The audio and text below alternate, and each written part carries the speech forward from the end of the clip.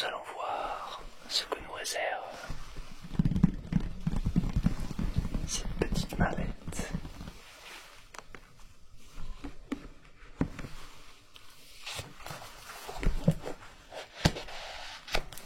Des livres. Ah, c'est donc pour ça que ce matin. Ok. Ok.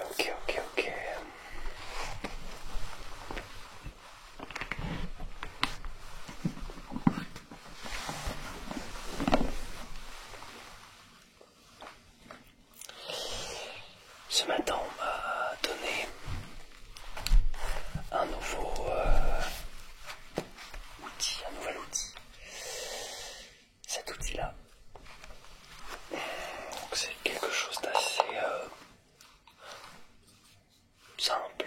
Premier abord, on pourrait penser à une simple caméra.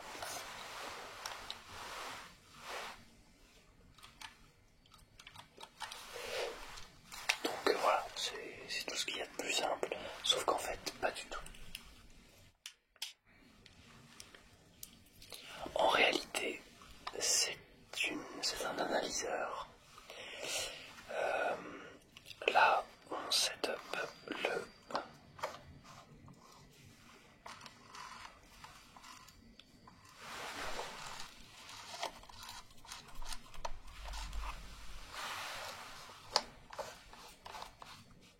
plutôt vers, ouais, faudrait que je parle, parce qu'en fait si je parle que par là, ça pourrait ne pas, ouais, il faudrait pas que j'oublie, ok, très bien. Normalement on devrait être sur quelque chose d'assez, ouais, plutôt, ouais, ça. Et là, il faudrait revenir sur un niveau beaucoup plus. Ok, bon, cet outil va me permettre de pouvoir analyser plus en profondeur ces objets-là. Complètement, oui. Ouais, on est sur quelque chose d'assez conceptuel. C'est bien ce que je me disais. Donc, encore une fois, là on me dit sur le protocole, parce que j'ai à peu près compris maintenant comment utiliser le Minitel. Pas bien compris. Micro-ordinateur, j'ai pas bien compris non plus. Enfin bon. Donc on a 3 ouvrages. Ah oui, ce sont des auteurs assez connus quand même. Auteurs et autrices assez connus. Ici on a Ursula Le Guin, La main gauche de la nuit.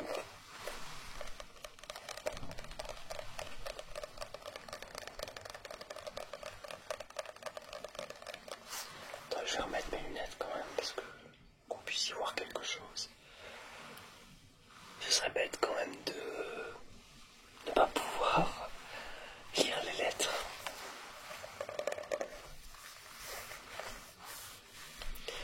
Depuis son arrivée sur la planète Ketten, Ken Liai a toujours eu froid. Il risque bien pis. Comme tous les envoyés de l'écumène. L'écumène n'est pas un empire, mais une coordination de mondes habités.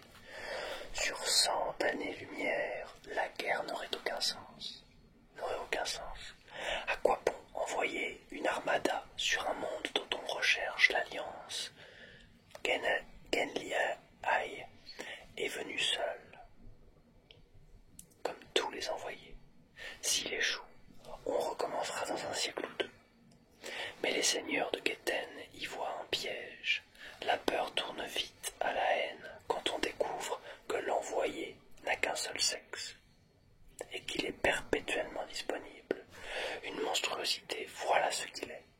Sur cette planète hostile, il aura du mal à se faire accepter comme un ami. C'est à peine si l'on verra dans lui un homme. Eh bien, c'est quand même pas mal. Cet ouvrage, je l'avais lu, il y a longtemps. De la science-fiction et de la bonne. Bien mieux qu'Asimov.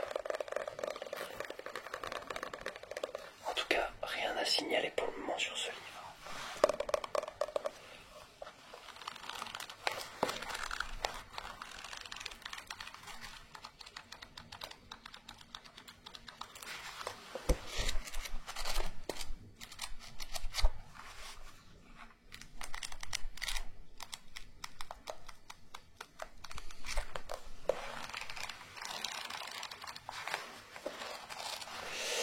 Ok, donc de ce point de vue-là, on est quand même sur quelque chose d'assez simple.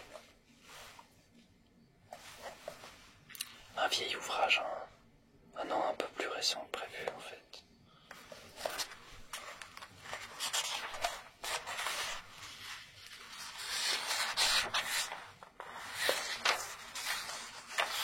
Parce qu'en fait, sur une édition un petit peu plus, je pense qu'on pourrait être sur une édition un peu plus récente. Qu'est-ce que je pensais? Ouais, je pourrais partir pour vous dire que ça date pas trop. C'est assez récent en réalité. Faudrait qu'on regarde plus en détail dans les atomes de pages grâce à l'appareil que j'ai.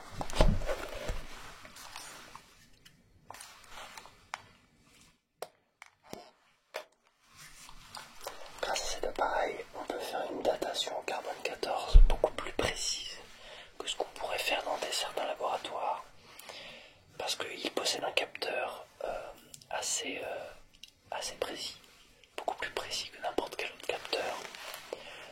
Les ingénieurs du laboratoire de l'entreprise ont réussi à miniaturiser une centrale à particules, donc quelque chose d'assez trivial en réalité. Donc on va pouvoir examiner ces objets beaucoup plus en détail.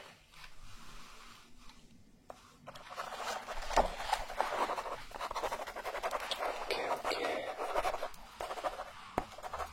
Alors c'est là qu'on risque d'avoir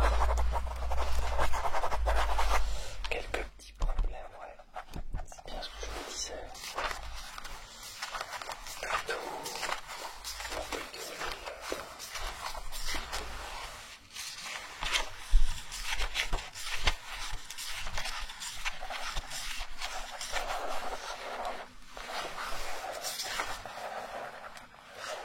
Plutôt lire.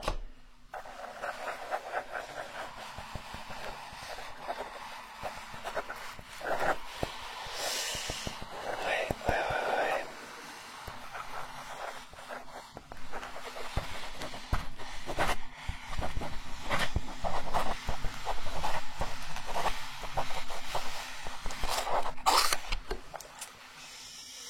Ouais, ça risque d'être compliqué pour la main gauche de l'ennemi. Bon, je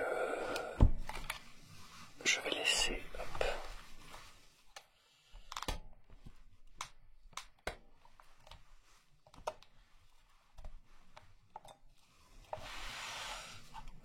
mon objet ici.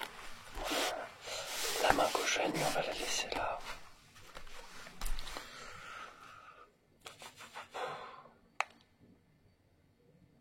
Partons sur un ouvrage un peu moins classique, parce que ensuite on connaît Frank Herbert Dune, tout le monde connaît. Stanislas Lem, donc grand auteur de science-fiction des années 1920. On est quand même sur des années 1930, pardon. Un auteur beaucoup moins connu, quelque chose de beaucoup plus niche, dans une édition, La présence du futur, assez simple. Bon, le livre est en très mauvais état, mais bon, voilà, on fait avec ce qu'on a. Moi je suis pas libraire, puis j'ai pas l'argent pour choper des livres qui soient de fou. Le gouvernement américain est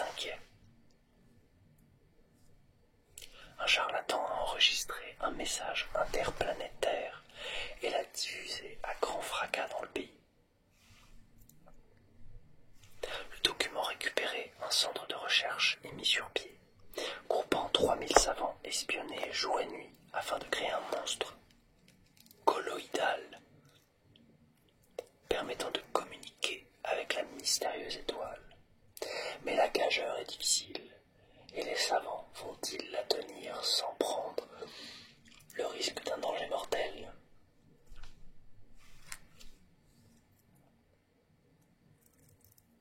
C'était un médecin passionné de philosophie, de cybernétique, de physique et de biologie. Il s'intéresse au rôle de l'homme dans l'univers et à ses communications avec lui. On est quand même sur quelqu'un de assez fort.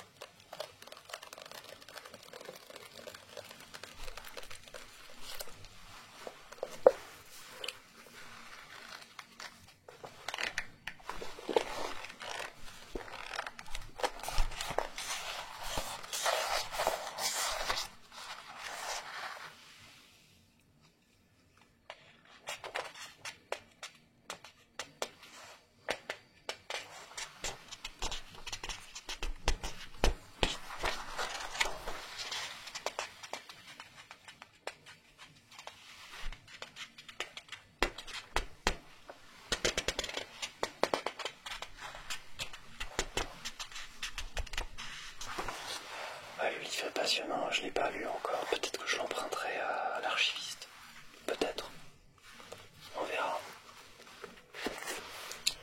Et ensuite il faudrait que j'arrive à l'analyser, je vais l'analyser, je vais prendre le temps.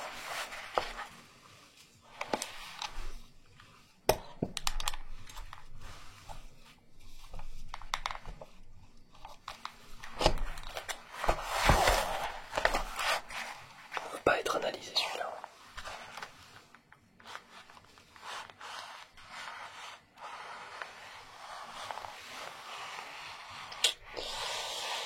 On n'est pas sur un bon... Si peut-être en fait, ça va, j'entends pas de... Une datation assez récente.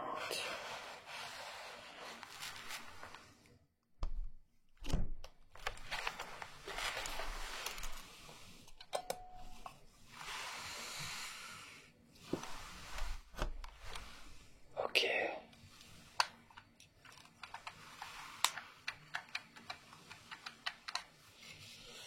Ouais, ça fait un peu sens quand même. J'aurais dû m'en douter. Ok. Oui, bon, bah alors celui-là, on est sur quelque chose d'assez récent et assez prévisible. Il n'y a rien, il n'y a pas de... Comme me dit le protocole, voilà, ça on peut le mettre à la peine, peut-être que je l'emmènerai plus tôt. Je pense que je l'emmènerai, puisque de toute façon, personne ne veut de ce genre d'objet d'après l'archiviste, donc bon, on verra bien. Et ensuite, Dune, alors là c'est... Petite anecdote qu'on m'a racontée, hein, j'ai pas fini le livre encore. Frank Herbert aurait écrit le deuxième livre parce que les gens n'auraient pas compris la portée symbolique du personnage principal. Voilà. Donc c'était en réalité une sorte de remise au point pour que les gens saisissent plus. C'est pas mal.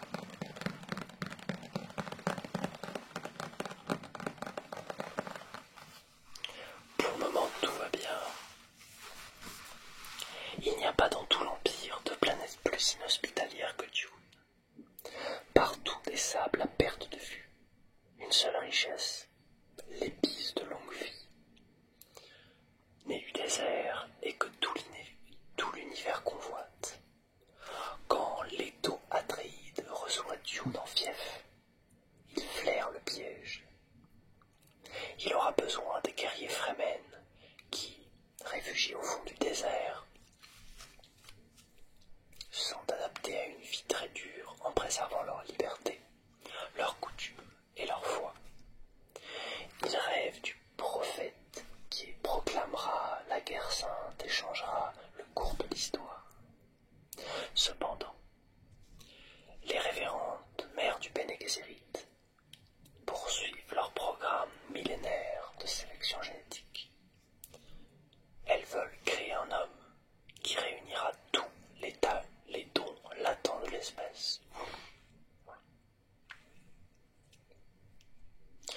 si les Fremen est-il déjà né dans l'Empire?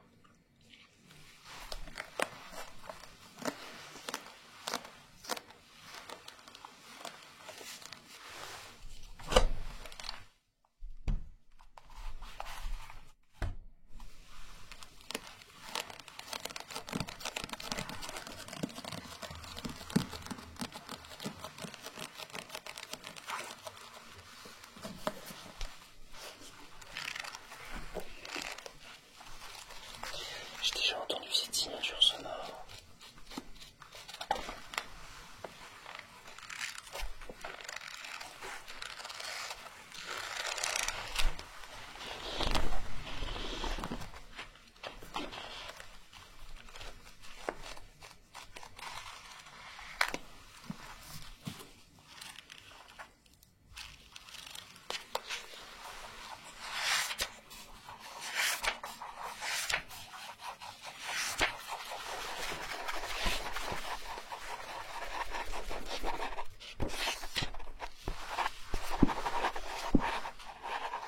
Califrone, bizarre, c'est pas du tout le même truc.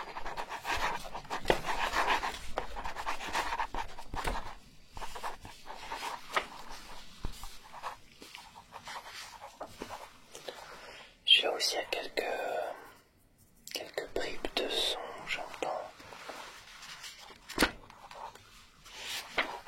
Mais rien de...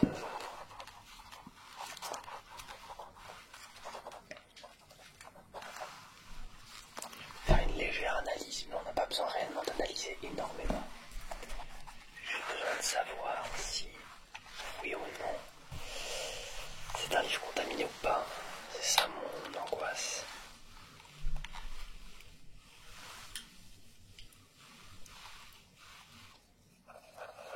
Ah oui, d'accord. Ah oui, oui, oui, oui. Sur les poches,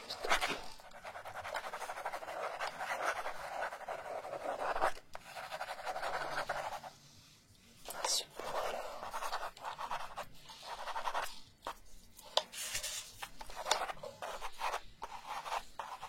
Ouais.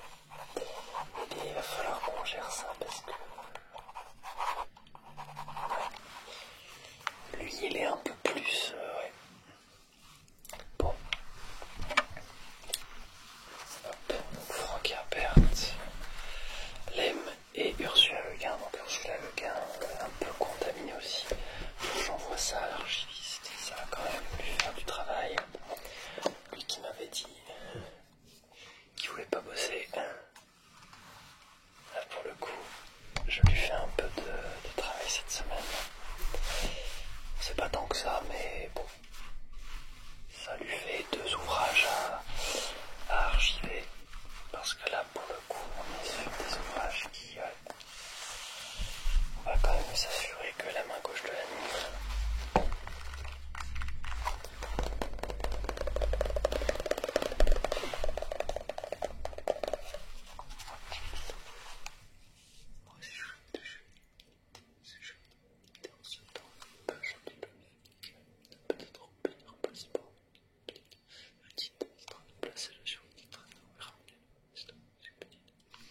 Se retourne à stock, les Allemands partis, donc de communistes. Les Allemands donnèrent leur battu sur le passage. Ah, il faut exécuter mes ordres. Oui, répondirent-ils. Vous mentez, dingue. Ils vont à l'est, ça. Il faut que je le dise. On est sur quand même un... En fait, ce que j'aime beaucoup avec l'écriture de Ursula Le Guin, là, moi, je vous parle juste à vous, hein, c'est-à-dire personne, puisqu'en fait, je me recorde juste, donc c'est... ouais.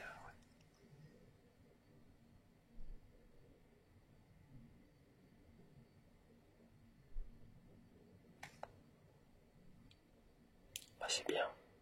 Voilà. Ursula Le Guin, c'est bien. Si les gens trouvent ces cassettes, n'hésitez pas.